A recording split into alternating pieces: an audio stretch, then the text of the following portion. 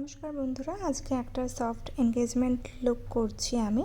প্রথমে ফেসটা ভালো করে ক্লিন করে নিচ্ছি ওয়াইপসের সাহায্যে। এরপর একটা ফেস সিরাম ইউজ করছি পুরো স্কিনে। সমস্ত স্কিনে ফেস সিরাম সবসময় লাগানোর প্রয়োজন পড়ে না। আজকে প্রথমে ফেস সিরাম ইউজ করলাম ময়শ্চারাইজারের বদলে। ভালো করে এটা স্কিনে অ্যাবজর্ব করিয়ে দিচ্ছি। এরপর একটা প্রাইমার ইউজ করছি, কালার বারের জেল বেসড প্রাইমার। পুরো স্কিনে ভালো করে লাগিয়ে নিচ্ছি। জেল বেস প্রাইমারটা ভালো করে লাগানো হয়ে গেলে এরপর লিকুইড হাইলাইটার, মেকআপ রিভলিউশনের লিকুইড হাইলাইটার হাইলাইটিং জোনগুলোতে ভালো করে লাগিয়ে নিচ্ছি। লিকুইড হাইলাইটার ফাউন্ডেশনের আগেও লাগানো যায় এবং ফাউন্ডেশনের পরেও লাগানো যায়। আজকে খুব গ্লসি একটা মেকআপ দেখাতে চাইছি, তাই প্রথমে ইউজ করলাম এটা মেকআপ স্টুডিওর কালার কারেক্টিং প্যালেট। এর মধ্যে থেকে অরেঞ্জ কালার এবং গ্রিন কালার ইউজ করব।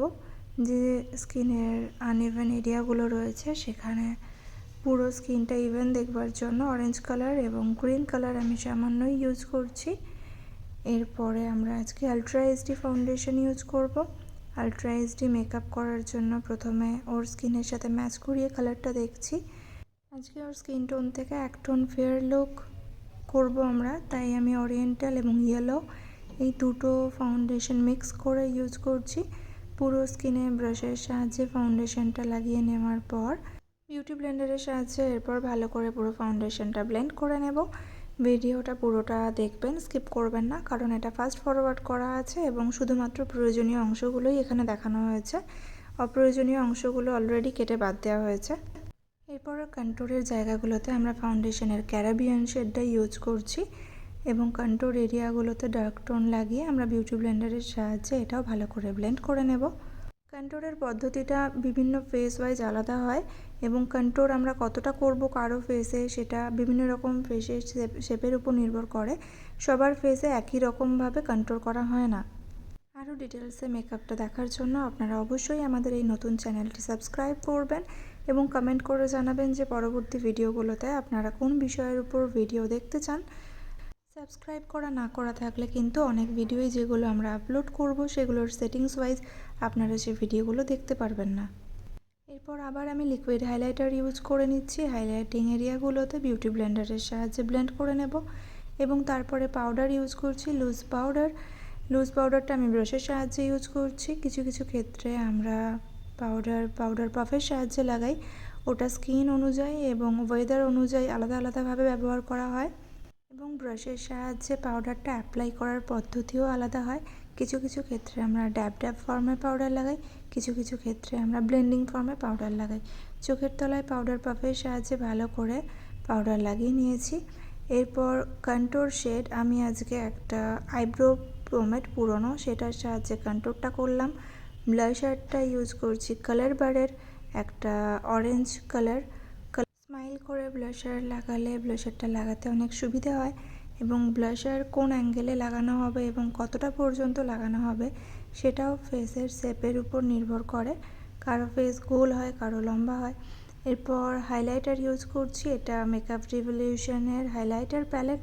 এই প্যালেটে যতগুলো কালার আপনারা দেখতে পাচ্ছেন সব কটা কালারই হাইলাইটার। আজকে আমরা ভায়োলেট কালারটা ইউজ করছি। ড্রেসের সাথে ম্যাচ করে এবং স্কিন টোনের সাথে ম্যাচ করে আলাদা আলাদা কালারের হাইলাইটার ইউজ করতে হয়। এরপর আই মেকআপটা করে নিচ্ছি।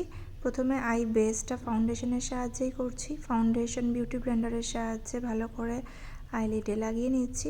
ভালো করে ব্লেন্ড করে নেওয়ার পর অল্প লুজ পাউডার ব্রাশের সাহায্যে পুরো চোখটার উপরে লাগিয়ে নিলাম, বেসটা যাতে তাড়াতাড়ি সেট হয়ে যায় সেই জন্য। আজকে আই মেকআপ দেখাচ্ছি স্পটলাইট আই মেকআপের অনেক রকম পদ্ধতি রয়েছে। আজকে খুব সহজ একটা পদ্ধতি দেখাবো যেটা করতে খুব কম সময় লাগে। আজকে আই মেকআপ করার জন্য আমরা ডিল্যান্সের প্যালেট ইউজ করব এবং NYXের সিঙ্গেল আইশ্যাডো প্যালেট ইউজ করছি। প্রথমে একটা পিঙ্ক কালার ইউজ করছি ক্রিজ এরিয়াতে। ভালো করে ব্লেন্ডিং ফর্মে রাউন্ড ফর্মে ক্রিজ এরিয়াতে পিঙ্ক কালারটা ভালো করে বসিয়ে ব্লেন্ড করে নিচ্ছি। দুটো চোখেই একইভাবে করব। পিঙ্ক কালারটা ভালো করে বসে গেলে তারপরে ব্রাশটা ভালো করে মুছে নিয়ে পিঙ্ক কালারের থেকে একটু baby pink light pink colour ব্রাশের মধ্যে নিয়ে ওর ধারগুলো ভালো করে ব্লেন্ড করে নেব এবং মিশিয়ে নেব। এরপরে আইব্রো পর্যন্ত খালি ব্রাশটা কোনো আইশ্যাডো ছাড়াই ভালো করে ব্লেন্ড করে নেব, যাতে আইশ্যাডোটা একদম আইব্রো অবধি লাইট ফর্মে গিয়ে শেষ হয়। এরপর মাঝখানে যে জায়গাটা আমরা খালি রেখেছিলাম সেখানে আমরা একটা শিমারিং কালার ইউজ করছি প্রথমে, সেটা গোল্ডেন কালার, এবং তারপরে একটা লুজ পিগমেন্ট ইউজ করছি যেটা লাইট গোল্ডেন কালার রয়েছে, খুবই লাইট কালার, সেটা ইউজ করে নিচ্ছি। এবং এই শিমারের ধারগুলো ভালো করে ব্রাশের সাহায্যে আইশ্যাডোর সাথে মিশিয়ে নেব। এটা করার আরও অনেক রকম পদ্ধতি রয়েছে, কিন্তু এটা সবথেকে শর্ট ফর্ম।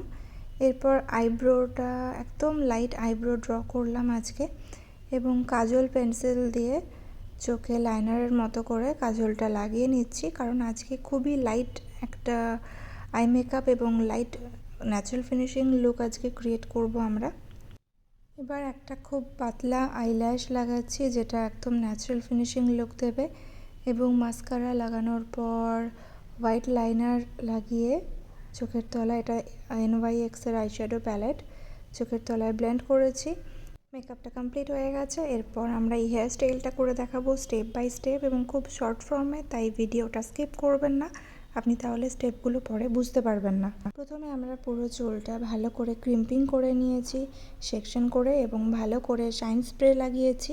এরপর চুলটার গড়ায় ভালো করে ব্যাক ব্রাশ করে নিচ্ছি সেকশন বাই সেকশন, শুধুমাত্র গড়ায় ব্যাক ব্রাশ করছি, লেন্থে ব্যাক ব্রাশ করছি না, যাতে চুলটা ভলিউম দেখায়, কারণ এখন ম্যাক্সিমাম চুলই ভীষণ পাতলা হয়, এবং ব্যাক ব্রাশ করা হচ্ছে যাতে কাঁটাগুলো তার মধ্যে বসতে পারে যখন আমরা সেকশন বাই সেকশন পুলিং করব তখন।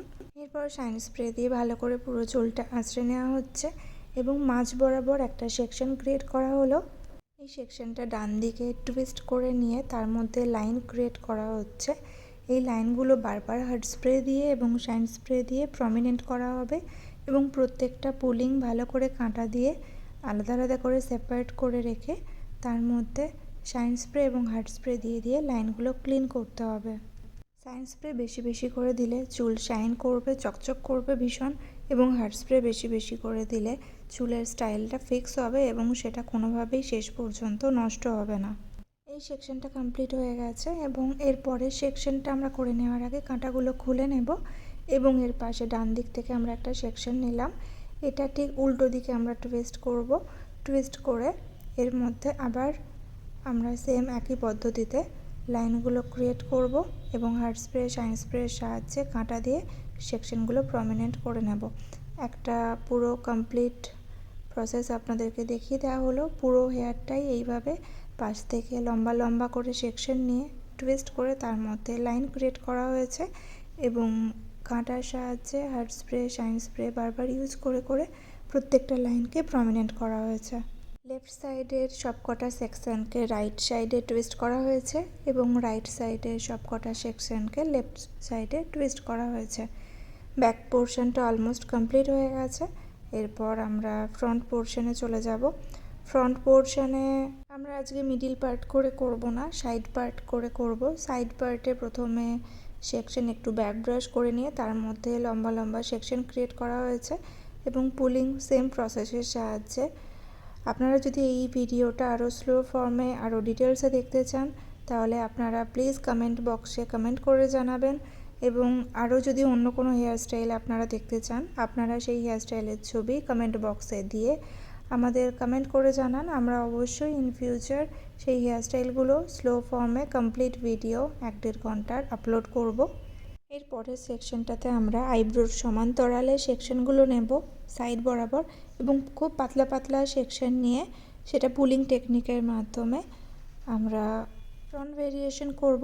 ফ্রন্ট ভেরিয়েশনে মাথার উপরের সাইড থেকে প্রথমে পুলিংটা করতে হয়, এবং তারপরে কানের সাইডে এসে নিচের দিক থেকে পুলিংটা নিচের সাইডে টানতে হয়।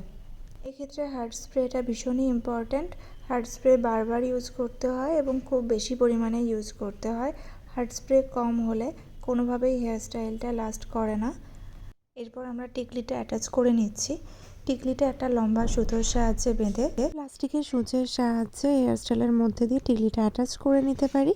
এরপর ব্যাক সাইডের হেয়ারটা টং করে নিচ্ছি। আমি একটুখানি হার্ড স্প্রে দিয়ে নর্মাল টং করছি, সরু সরু সেকশন নিয়ে নিচ্ছি এবং প্রত্যেকটা ছোট ছোট সেকশন ভালো করে নিট অ্যান্ড ক্লিন করে চিরুনি দিয়ে আঁচড়ে নিয়ে সরু করে টং করে নিচ্ছি। টং করা কমপ্লিট হয়ে গেছে। হেয়ারস্টাইল কমপ্লিট হয়ে গেলে সম্পূর্ণ হেয়ারস্টাইলের উপর ভালো করে হার্ড স্প্রে দিয়ে দিতে হবে, যাতে কোনোভাবেই হেয়ারস্টাইলটা পরে খুলে না যায় বা খারাপ না হয়ে যায়। ভিডিওটি শেষ পর্যন্ত দেখার জন্য আপনাকে অসংখ্য ধন্যবাদ। এই সম্পূর্ণ মেকআপ আর হেয়ারস্টাইল রিলেটেড আপনার মনে কোনো প্রশ্ন থাকলে তা কমেন্ট বক্সে অবশ্যই জানাবেন।